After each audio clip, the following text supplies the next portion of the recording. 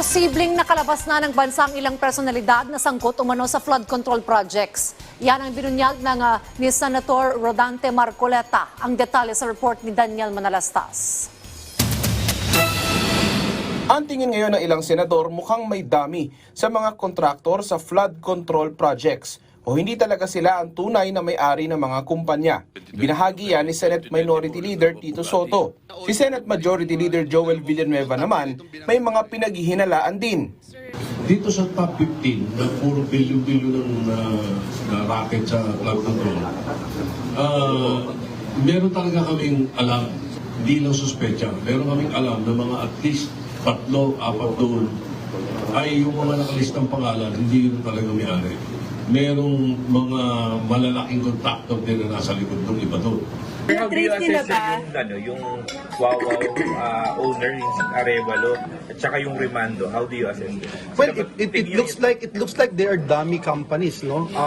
Yung diniscuss namin sa floor kahapon na kamakalaway, if I'm not mistaken, na ang dami talagang nagpapahiram ng lisensya. License for rent talaga. Ayon kay Senate Blue Ribbon Committee Chairperson Rodante Marcoleta, may ilang kontratista na sangkot sa maanumalyang flood control ang nasa ibang bansa. Pero may paliwanag siya dito.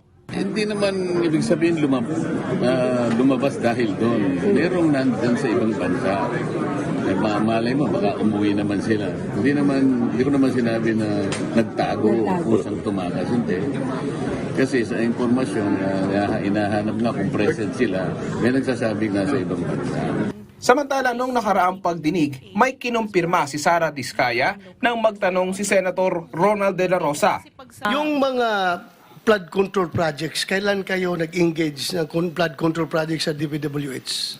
Siguro mga 2016 onwards. Please make sure of your answer. 2016? Yes po, 2016 onwards po. 2016 onwards? Yes po. 2016 onwards. Sa madaling salita, panahon pa ito ni dating Pangulong Rodrigo Duterte. Tinanong kanina si De La Rosa tungkol dito. So what kung 2016, kung gumawa sila ng kalukuhan panahon na yun, dapat ibestigahan. So hindi dapat i-limit, sir, dun sa 2020 kahit during the time of... Walang pera ng bayan yan eh, pera ng bayan yan eh. Hindi porque during the time of PRRD, i-exempt natin sa investigation. Si Senate President Pro Tempore Jinggoy Estrada tila napipiko na kay Diskaya dahil daw sa hindi consistent na mga pahayag nito. Really, I'm contemplating on the idea of citing her in contempt. Dahil sa pagsisinungaling. Kung paninindigan niya, sir. She's a blatant liar and her statement is full of inconsistencies. Kita mo, sabi niya, sa Alpha and Omega lang siya concerned.